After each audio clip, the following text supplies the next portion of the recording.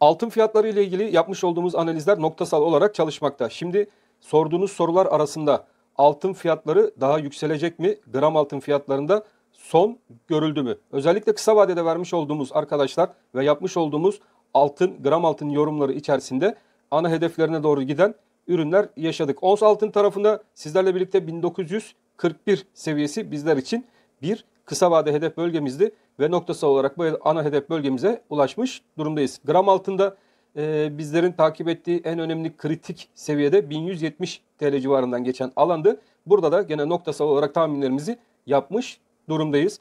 Grafik üzerinde ve teknik analiz açısından gene altın ve gram altın tarafına baktığımız zaman bu yükselişlerin devam edeceği öngörüm devam ediyor sevgili dostlarım. Haftalık kapanışlarda özellikle bizler için 1927 dolar seviyesi çok önemli bir seviye olacak. 1927 dolar seviyesi üzerinde altının onsunun tutunmaya başlaması yukarıya yönlü hareketin devam edeceğinin sinyalini net bir şekilde bize verecek. O yüzden sizlerle birlikte 1927 dolar seviyesini dikkatli bir şekilde altının ons tarafında takipte kalacağız. Peki bundan sonraki bizlerin kısa vade hedefi altının ons tarafında hangi bölgelere doğru bir gidişat olabilir?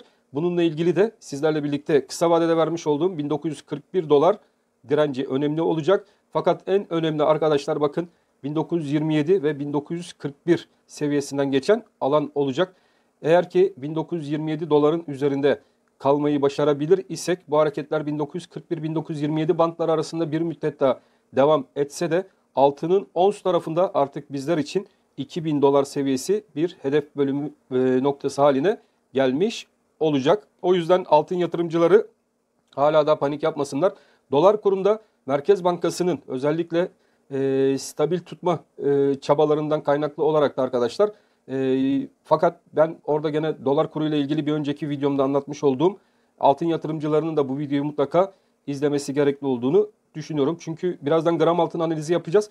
Gram altın tarafında biliyorsunuz ons bazlı altın ve dolar Türk lirasının da etkileri görülecek ve bu etkilerle birlikte gram altın tarafında da bazı rakamlarımız olacak ve bu rakamlar üzerinde gram altının gitmesi gereken seviyeleri sizlerle birlikte burada bulmaya çalışacağız. Altının onsunda FED her ne kadar da baskı kurmaya çalışsa da sevgili dostlarım gördüğünüz gibi altının ons tarafında hala da yukarı yönlü potansiyel devam ediyor. Ve altına olan arz talebin fazla olmasıyla birlikte de ilerleyen günlerde altın tarafında gene yukarı yönlü hareketleri sizlerle birlikte yaşayacağız. 1927 üzerinde altının onsunda önümüzdeki haftalarda sert yükselişler görebiliriz. Bakın bu önemli. Çünkü 1927 dolar gerçekten önemli bir seviye ve agresif yükselişlerin başlayabileceği önemli bir seviye. O yüzden de dikkatli olmakta fayda var. Gram altın tarafına hemen geçelim. Gram altında beklentimiz olan seviyeler mevcuttu ve gram altın tarafında beklentilerimiz üzerindeki bu seviyelerin de netleşmesiyle birlikte kısa vadeli 1170 TL hedefini gram altın tarafında sizlerle birlikte takip ettik sevgili dostlarım.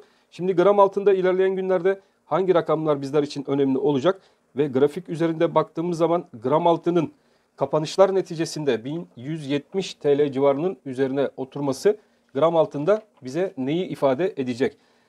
1158 TL asıl şimdi bizler için önemli olan bir seviye oldu sevgili dostlarım. Yani biz 1158 desteğini sizlerle birlikte gram altında artık takipte kalacağız. Bu 1158 destek bölgesi üzerinde kapanışlar devam ettiği sürece artık bizler sizlerle birlikte özellikle gram altın tarafında yeni hedef bölgemiz 1207 TL civarı. Bakın 1207 TL civarından geçen direnç. Burası artık bizler için kısa vade bir ana hedef konumu bölgesi haline gelmiş durumda.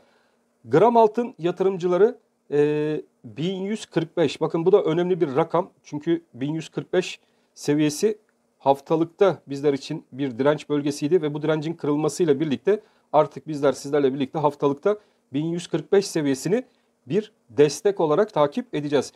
1145 seviyesi aşağı yönlü kırılmadığı sürece her 1145 seviyesindeki desteğe doğru gram altının yaklaşması yatırım tavsiyesi olmamak koşuluyla birer alım fırsatı olarak değerlendirilebilecek alan haline gelmiş durumda.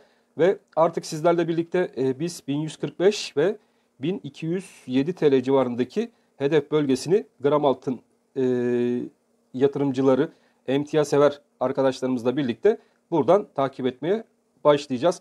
FED artık eskisi gibi dolar tarafında da faizlerde agresif artışlara gidemeyeceğinden kaynaklı olarak dünya ekonomileri üzerindeki enflasyon beklentileri ve faizlerin düşük olmasından kaynaklı olarak da altındaki yukarı yönlü yükseliş 2023 yılı içerisinde de devam edecek. Kademeli bir şekilde sizlerle birlikte altını takibe devam edeceğiz ve takipte kaldığımız önemli seviyeler bizler için yani o seviyeleri destek ve direnç şeklinde takip edeceğiz ki eğer ki bu verdiğimiz destek ve dirençler aşağı yönlü kırılmıyorsa altının hala daha yukarı yönlü istekli olduğunun bize birer sinyali olduğundan kaynaklı olaraktan hala ana hedef bölgemiz olan 1207 TL civarından geçen bölge şimdi artık bizler için yeni bir hedef bölgesi haline gelmiş durumda sevgili dostlar. Dolar kuruna baktığımız zaman Merkez Bankası'nın bizler özellikle 19.50 seviyesine doğru dolardaki hareketleri kademeli bir şekilde yukarı yönlü gidişine izin vereceği yönündeki tahmin ve öngörülerimiz mevcuttu. Tabii bunun için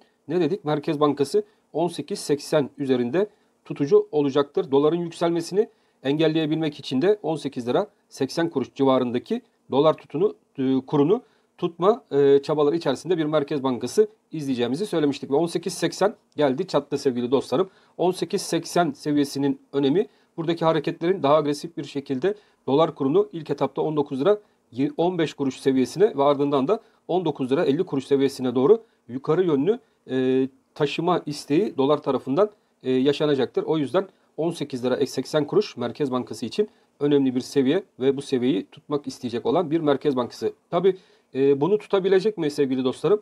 Benim düşüncelerim cari açık tarafına baktığımız zaman ihracatçıların özellikle cari açıktan kaynaklanan biliyorsunuz bir dolar ihtiyacı ülkemizin var. Ekonomik olarak da bu dolar ihtiyacını karşılayabilmek için Merkez Bankası'nın piyasadan hala da para çekme ihtiyacı doğacak. Çünkü piyasalar dolar ihtiyacını karşılayabilmek için Merkez Bankası'ndan dolar talebinde bulunacaklar. Merkez Bankası da doları çekebilmek için özellikle piyasalardan dolar toplamaya çalışacak. Bununla ilgili geçmiş günlerde Merkez Bankası'nın özellikle şirketler ve bankalar üzerinde uygulamış olduğu birçok politika mevcuttu. Biliyorsunuz oradaki harcamalara engel olabilmek, özellikle dolar kurunun yurt dışına çıkışını durdurabilmek, vatandaşın dolara talebini azaltabilmek için Merkez Bankası bazı ekonomik yasaklar uyguluyor. Bu yasaklar çerçevesinde de baktığımız zaman dolar kurunda bir rehabilite sürecinin oturduğunu görüyoruz. Tabii bunu oturtabilmek için sevgili dostlarımız Merkez Bankası bol miktarda da maalesef ki dolar yakmaya devam ediyor. Bu süreç seçim süreci içerisinde dolar kurunda her ne kadar da baskılanmak istese de son zamanlarda 18 lira 80 kuruşun zorlanması Merkez Bankası'nın da burada bir miktar daha arkadaşlar piyasaları oluruna bırakacağı yönündeki benim düşüncem standart. Yani bu düşüncelerle birlikte dolar kurunda 19 lira 50 kuruş seviyesine doğru yukarı yönlü bir harekete izin verileceğini düşünen taraftayım. O yüzden 18 lira 80 kuruş gerçekten önemli bir seviye. Doları takip eden sevgili dostlarımız için önemli bir bölge olarak izlenmesi lazım. Yön olarak dolar kuruna baktığımız zaman aşağı yönlü doların düşüşüne de izin vermeyen bir Merkez Bankası mevcut. Çünkü buralarda dolara özellikle 18 lira 80 kuruş altında büyük talep geleceği yönündeki düşüncem de sabit. O yüzden dolar kurunda yatırım tavsiyesi olmamak koşuluyla ilerleyen 2023 yılı içerisinde hala da talebin olacağı yönündeki öngörüm mevcut. Fed faiz politikalarına baktığımız zaman Powell'ın yapmış olduğu son açıklamalar, ABD'de gelen enflasyon verilerinin olumlu çıkmasından kaynaklı olarak da Fed 2023 yılı içerisinde faiz artışlarını yavaşlatma yönüne gideceğini zaten açıkladı. Fakat bu Türkiye ekonomisi içerisine baktığımız zaman dolar endeksinde her ne kadar da aşağı yönlü 103 puanın kırılıp 101 puanlar seviyesine doğru bir geri çekilme yaşatsa da dolar kurunda bizler ülkedeki enflasyonist baskı üzerindeki tutum dolayısıyla arkadaşlar dolar endeksindeki bu düşüşten maalesef ki iç piyasalarımızda fazlaca doların Türk lirası karşısında Türk lirasının daha doğrusu dolar karşısında değer kazanma oranına pek de gidemeyeceğiz. Cari açık tarafı ve ödenmesi gereken bir yıl içerisindeki dış borç oranları da yine dolar TL kuru üzerinde etkili olacaktır ve yukarı yönlü dolar kurundaki beklentim ilk etapta 19 lira 50 kuruş seviyelerine doğru gidecek bir dolar kuru olacak. Evet, sizlerle birlikte piyasalara genel bir bakış yaptık. Teknik açıdan doların gitmesi gereken seviyeyi burada bulduk. Haftalık kapanışlar gelecek. Haftalık kapanışlar doğrultusunda dolarda gene 18 lira 80 kuruş çok önemli. İkinci bir seviyemiz 19 lira 50 kuruş şu an bizlerin takip etmesi gereken bir seviye. Forex'te, Viyop'ta işlem yapan sevgili dostlarımız var. 18 lira 80 kuruş üzerinde hareketlerin volatil seviyeleri yüksek olacağından dolayı dikkatli olmakta fayda var. Yukarı yönlü anlık hareketler 18.80 üzerinde hızlı görülebilir. Merkez Bankası müdahaleleriyle de hızlı bir şekilde geri çekilmeler olabilir. Önümüzdeki günlerde benim tahminim 18.80 ve 19 lira 50 kuruş bant aralığında ilerleyecek bir dolar kurunu hep birlikte burada sizlerle birlikte takipte kalacağız. Evet, bir videomuzun daha sonuna geldik. Kanalımıza abone olmayı, kanalımıza beğeni atmayı unutmazsınız da çok memnun oluruz sevgili dostlarım. Hepiniz Allah'a emanet olun. Hoşça kalın.